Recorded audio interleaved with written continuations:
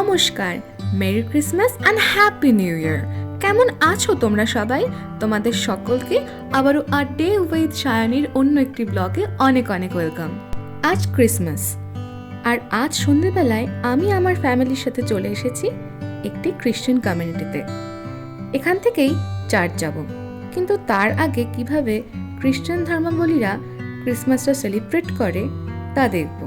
আমার কিন্তু এই প্রথমবারই এরকম অভিজ্ঞতা হচ্ছে। ছোটবেলা থেকেই কখনোই এমনভাবে খ্রিস্টান সার্কেলের মধ্যে গিয়ে তাদের এই স্পেশাল দিনটা এইভাবে সেলিব্রেট করাটা দেখিনি।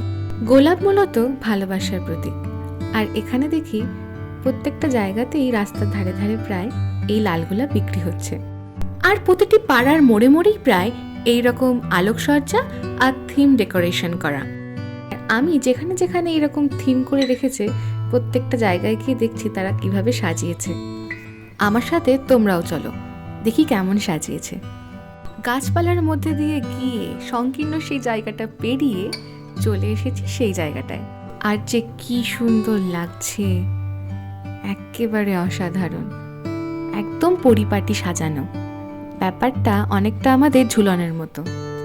ওই সেই ঘোড়ার আস্তাবল যেখানে মাদার মেরি যীশুখ্রিস্টকে জন্ম দিচ্ছিল, ঠিক সেই রকমভাবেই এখানে এই থিমটা সাজানো আছে।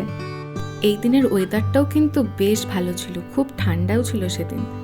প্রতিটা মেলায় আমার সব থেকে বেশি দৃষ্টি আকর্ষিত হয় এই আলোর ফোয়ারাগুলো আর এই আলোর বোতলগুলো কেনার জন্য।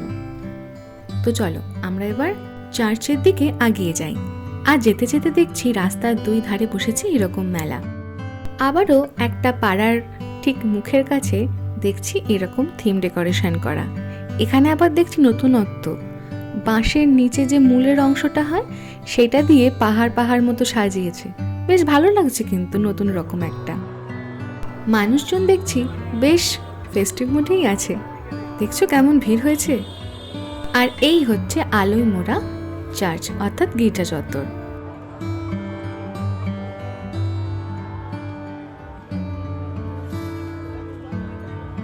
ভিতরে প্রবেশ করতে গেলে লাইনে দাঁড়াতে হবে, তাই আমরাও দাঁড়িয়ে পড়লাম। আর দাঁড়িয়ে দাঁড়িয়ে দেখছি দুদিকের বাগানটা কত সুন্দর করে সাজিয়েছে, যেমন ফুল ঠিক তেমন আলো, দুই দিকেই গোলাপ গাছের সারি।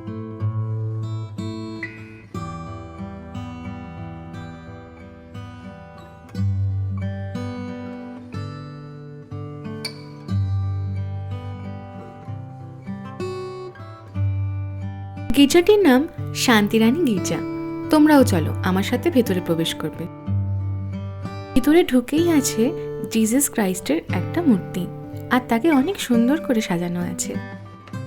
গির্জাটির ভেতরে দেয়ালে দেয়ালে যীশুখ্রিস্টের জীবনের নানান কাহিনী ছোট ছোট মূর্তি করে টাঙানো আছে, ঠিক যেমনটা এখন স্ক্রিনে দেখা যাচ্ছে।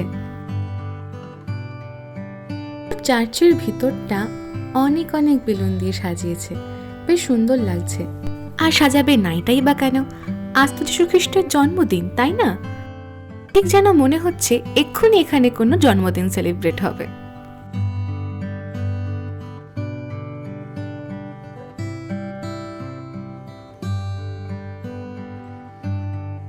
এই যে সামনে মাদার মেরি আর তার কোলে ছোট্ট যিশু।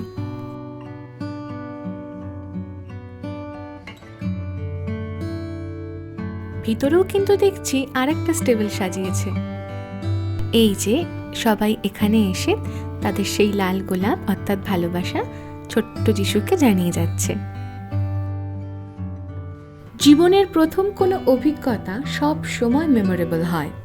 আমারও আজকের দিনের এই অভিজ্ঞতাটা সব সময় মনে থাকবে। কফিতে চুমুক দিয়ে এবার যেতে হবে বাড়ির পথে।